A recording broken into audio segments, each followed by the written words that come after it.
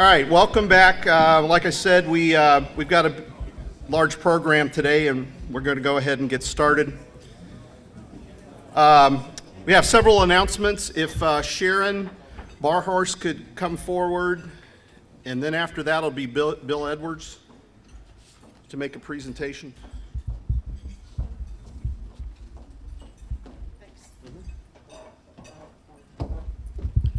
Good afternoon, everybody. I wanted to tell you about a youth services project we have called Schools Plus Community Equals Success. We need volunteers at Rogers Garden and Daughtry. It's only 1 hour per week. You can mentor before school, after school, or during school. So we have flyers, a few of them. We'll get more out via master email, but we really need your support. I volunteered, I know a lot of other people are volunteering, and we need to help these schools. So it's called Schools Plus Community Equals Success.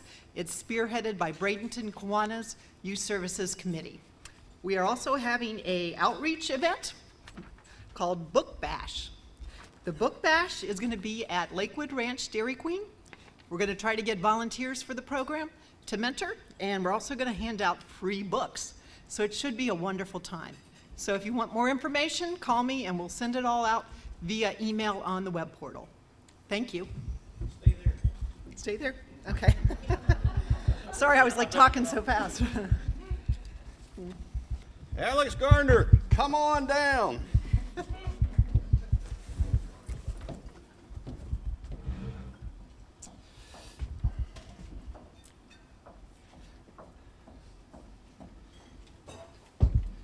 Alex is the president of our satellite club. He comes from a long family of Kiwanians. His father and I'm glad he kept his orange jacket because they're getting far and few between. Mm-hmm.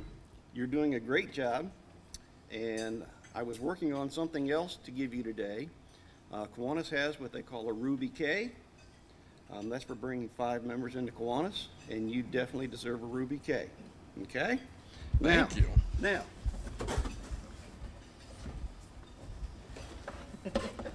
on behalf of my wife and I, Thank you.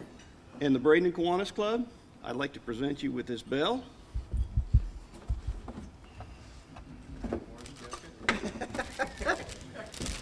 And gavel. Okay? Thank you so much.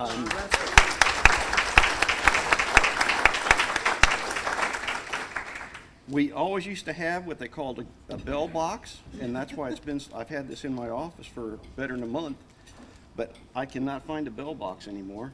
All the clubs used to have one, but. I'm sure I can make one. Okay, so there you go, sir. And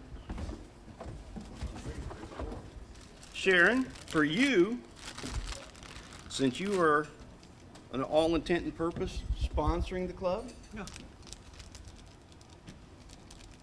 here's a sponsorship pin for you. Oh, thank you so much. Okay. Proud to be part of it. Thank you. Thanks for all the hard work that you do. Thanks. Okay? Thank you so much. I'm going to let you keep the box. Really fast, I just wanted to say thank you, first of all, but also I want to invite each and every one of you, if you want to attend one of our meetings, it's every Wednesday, 6 p.m. The location always moves. Sorry, what? Every other day. It's the first and third Wednesday of the month. This one coming up is tomorrow, 6 p.m. at Caddy's at the Point. And our program is going to be, we do a brief 10-minute program. We just started this. And the first one is going to be a brief history of Kiwanis with emphasis on Manatee County. So please, go. hope you can attend. Thanks. Okay. I'm going to give you the box. Thanks so much. Thank you. Thank you.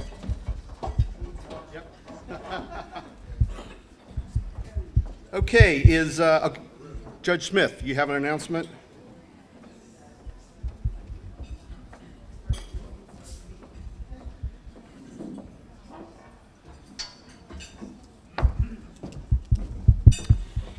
It's always great news for this club when one of our members is recognized in the community.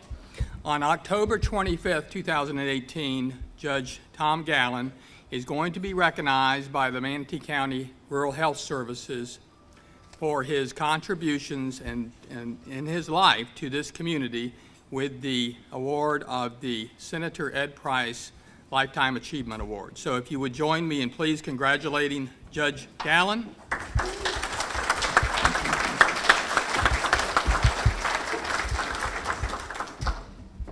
Thank you, Judge. There will be a Veterans Committee meeting after today's meeting. Ed and Jerry will be in the back. So we got a lot of things going on with our veterans this year, and I'm proud to create a committee to help facilitate that. Now, per the bylaws, I am giving you notice that there will be an election for the position of Vice President on October 2nd. Nominations will be taken from the floor, and the Governance Committee has recommended that Christy Cardillo be our next Vice President. So October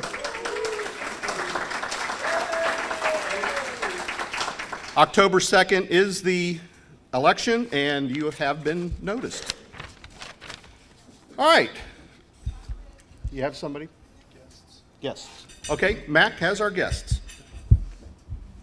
All right. Y'all thought you were going to get away with it. So, we have a few people who are here with us today. We want to recognize them for coming and being with our program today, and hopefully that they might consider becoming a member of this club. First of all, I'd like to recognize Madison Larkin.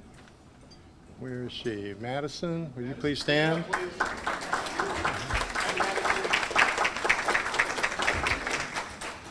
And we also have Catrice Estes.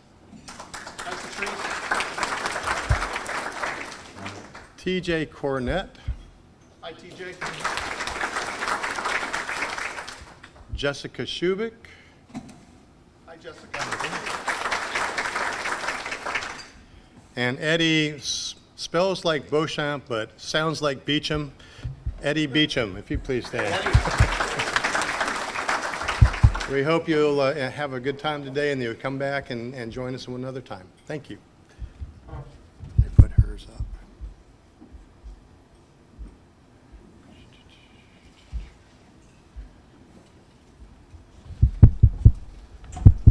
To introduce today's presentation, I would like to call Jan Schaberg to come up, introduce the presentation and our guests.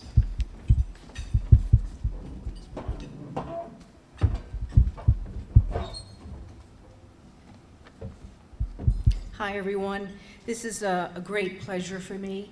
And before I introduce our speakers, we do have a music composer in the house with us today that's going to be playing a little later, who is studying at the State College of Florida. But we'll get back to James in just a little bit. Barbara Jendrysik has lived and visited in many countries. She's earned a master's degree in nutrition, which led to positions in the U.S. and overseas, in Morocco, Italy, the former USSR, India, and Kenya. However, wherever she lived, she painted. When she and her husband retired to Sarasota in 1997, it was a perfect opportunity to fulfill her lifelong interest in art. She began working with artist Leona Sherwood, who encouraged her to exhibit her work. She joined the National League of American Pen Women in 2006, received the Pen Women Florida State Association Art Scholarship Award, which enabled her to concentrate on figure and portrait painting. She has received many awards for her art and has exhibited throughout the U.S. and Italy. As president of her own communications consulting firm, Dr. Wilma Davidson has been coaching in corporate classrooms for 3 decades, and in that time, she has helped clients, from CEOs to kindergarten teachers, manage their stage and page fright. A full-time faculty member at the University of South Florida, Sarasota Manatee, she teaches in the Professional and Technical Communication program. Her communication work is a true passion for her. With a doctorate from Rutgers University and several published books on the art of communicating, she most enjoys helping others discover the writer they have within themselves. In addition to her career, which has taken off all over the U.S. and abroad, Wilma is a member of the Sarasota branch of the National League of American Penwomen, working to enhance our yearly community outreach awards program titled Launching Leaders in the Arts. She is currently the first vice president of the organization. Please give a warm Kiwanis welcome to Barbara Jendrysik and Dr. William Davidson.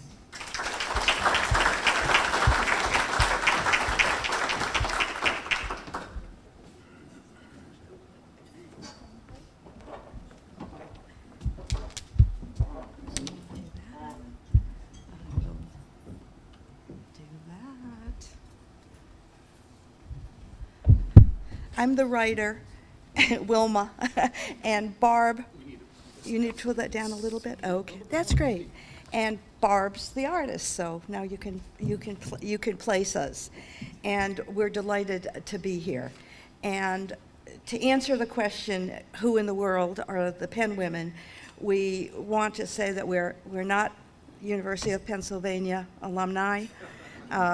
We do not sell pens on street corners, but we want to tell you a little bit about our heritage and also about how our, meaning your and our work is really very, very similar. At any rate, we're delighted that you invited us, and we're happy to share our story with you. I've learned a little bit about your story through lunch. And so stay with us and let's talk about how our organizations have very common interests. So, who are we? We have very historic roots, and they go back to 1897, where women in Washington, D.C., and in many other places around the country, were not allowed to be part of the Men's National Press Club. So a few of those women got together, 17 all together, one of whom was, yes, Marion Longfellow O'Donoghue, Henry Wadsworth Longfellow's niece. And she got together at first a group of journalists, female journalists, and they, with their total of 17 people, started their own organization, which they called the National League of American Penwomen. And that was a time when women writers wrote with male pen names and so forth. There are lots of famous members, some of whose names you'll recognize. Eleanor Roosevelt was a penwoman, Pearl S. Buck, Georgia O'Keeffe, the artist, Eudora Welty, the satirist Dorothy Parker, Maya Angelou, Grandma Moses, Amy Beach, who was a Gaelic composer, and even First Lady Barbara Bush. And the sculptor Vinnie Ream, whose name you may not be familiar with, who at age 18 was the only person to ever sculpt Abraham Lincoln from life. He actually sat for her. And just think of it. What a talented teenager. Shortly after his death, Vinnie Ream was commissioned to sculpt the full-size marble statue of President Lincoln, which was dedicated in 1871 and which is on display in the Capitol Rotunda. So we have a very proud heritage that we like. I'm so excited about it, I want to get you through it all. This is the historic Penn Arts Building and Art Museum in the heart of Washington, D.C., right around DuPont Circle. And it was a home that was bought by a Penn woman and her husband, Dr. Betts Martin, for, I think in 1951, for $65,000. And it remains today. And if you are a Penn woman, you can actually stay there. and when you're visiting Washington. So from these historic roots, we have our modern branches. There are over 80 branches of Penn Women in 35 states. We have 1,600 members, and we have 40 members alone, over 40 members actually, in our Sarasota branch. And interestingly, Florida alone has 12 of those 80 branches. So we're a very, very active group. And we like to have fun while we do what we do. And basically what we do is encourage, recognize, and promote not only the work that we do, because we have artists who are members, we have musicians who are members, and we have writers who are members. That is what makes up the Penn Women. And we like very much to give back, as do you. And what we do to give back is to have an awards program every year that Barb's going to talk about, since she's been in charge of it since forever. And we do what we do for our members, we do what we do for our high school seniors, we do what we do for our community. For our members, we participate in national and state conferences, we enter national and regional competitions. We love to display our work, much of which is up here, and which we hope you'll come and take a look at. Barbara's work is among them, my book is among them, and we love to support each other's success. So I'd like to now turn things over to Barbara and to let her share with you the biggest outreach program that we have, and to also then reintroduce our music award winner from last year, James. And, there you go. Your stuff's here. Yeah. Okay.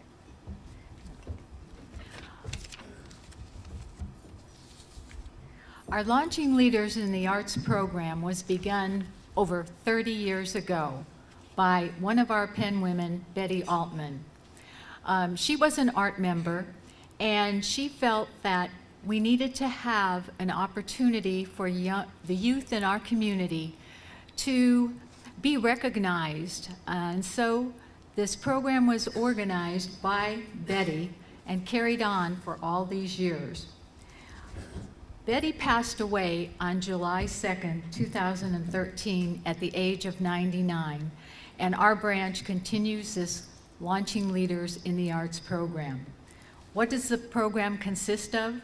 Well, we give out awards each year to talented high school seniors in Sarasota and Bradenton counties. Okay. How do we find these talented kids? Well, we contact the schools, we contact teachers, we contact the guidance counselors in the schools. We also get onto lists of scholarships and award programs in both of the school districts. This is a sample of the poster that we send out to the schools. Okay, as I said, we involve both Manatee County and Sarasota County. 7 schools in each of the counties are represented. We send out emails and contact the teachers at the beginning of the school year and tell them about the competitions that are held in each of the fields of visual arts, music, and letters. Okay. The deadline this year is February 1st, 2019. Okay. Once the entries are received, they are judged and the winners are notified. After the winners are notified, we have a performance luncheon in March to recognize these students. Okay. This is really probably our gala affair and culmination of the awards program, because at the luncheon, we have our student winners perform. They either display their artwork on easels and talk about their artwork to the audience.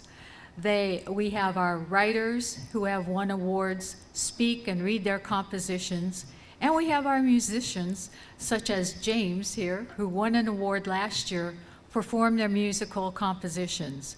So it is truly a great event. In addition to our awards program, we also reach out to the community.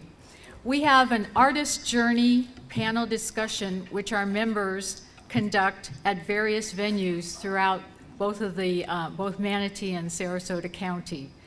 They go to libraries and they basically tell it all. They tell you exactly at these panel discussions what it's like to be an artist, what it's like to be a writer, what it's like to be a musician at this stage of their lives.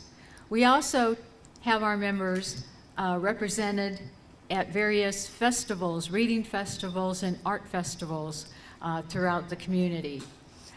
We have been invited to the Ringling College last year. We were invited to exhibit our artwork, and we also we'll have an art exhibit at Venice Art Center this November. At these art exhibits, in addition to our artists displaying their work, we have our writers bring their books for opening night, and they have their books for sale. Why do we do it? Well, we'd like to reach out to young people and help them in their career paths in visual arts, music, and in letters. We find that our performance luncheon for the awards program helps to build confidence in youth because of the fact that they have to get up in front of their friends, family, and the Penn Women members and present their award-winning work to us. We also want to show the community the valuable role that arts play in our lives. Just think if there were no plays to go to, no art exhibits or art galleries to see, or no books to read. So we're trying to encourage the arts throughout our community. And also, we want to encourage these young people to pursue their dreams in the arts. And for the Penn Women, we like to support and share our work amongst ourselves. How can you help? Well, we would like to see more support for the arts since funding has been reduced in the schools since 2006. Seems like the arts programs are never as popular as the STEM programs in the schools. We want you to also, now that you know who the Penn Women are, spread the word about us. We like to paint, we like to write, we like to play music, and we encourage you, if you are interested in becoming a Penn Woman, unfortunately it's only for women, guys, we would like to we have membership information on the table here. You don't necessarily have to be a professional artist or writer or musician to be a part of the Penn Women. We do have a membership category known as patron, and you can attend the meetings and take part in all of our activities as a patron. And one other way that you could support us is to sponsor an award for our Launching Leaders in the Arts program. If you are interested, I do have information also afterwards that you can find. And now, to end this presentation, we'd like to present James Borman, winner of the 2018 Music Award at the Launching Leaders in the Arts program. He's going to perform for you just as he did at our performance luncheon. So welcome, James.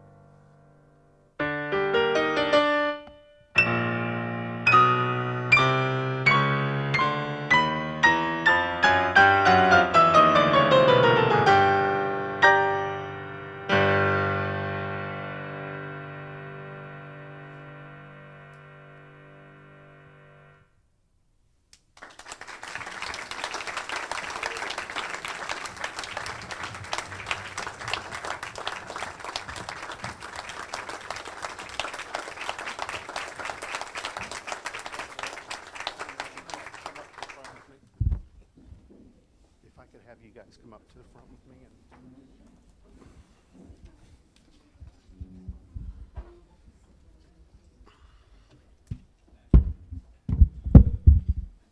So James, you didn't get a lot of speaking time, but if you could introduce yourself and tell us, where you're from and how you got started real quick, and then we'll give you some parting gifts. Okay, sure.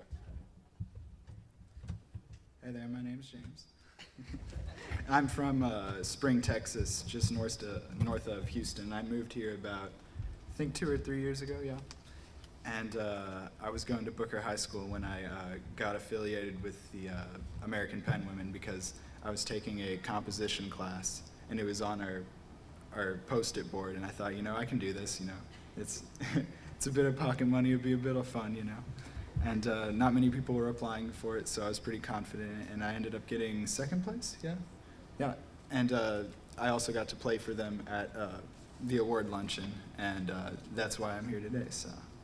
And it's good to meet you all, and I hope you all enjoyed my playing. Is there any questions? Any questions for James? All right, James, it's a tradition at the Bradenton Kiwanis Club to give out some golden rules. We're going to give this one to you to help you measure your future success in whatever you do, especially on that keyboard over there. All right. Thank you very much. Thank you so much. And I want to call Wilma and Barbara back to the stage as well. We want to give them a golden rule to help them measure their future success with the Pen Women and all the great things that they do with the Pen Women. Thank you very much. Thank you. Thank you very much. Yeah. Okay, I want to remind everybody that there is a board meeting on Thursday. The board meeting that's normally scheduled for Wednesday has been moved to Thursday at Pier 22 at 12:15. There will be the presentation of the budget and hopefully the adoption of the budget. So new board members, please attend, and anybody who would like to attend, just get with either myself or Dave Grantham. Don't forget there's a Veterans Committee meeting or discussion back in the back with Jerry and Ed Cleveland. And don't forget we're holding an election on October 2nd for the position of Vice President. And I believe we are done. Lots of things happening today, so we are adjourned.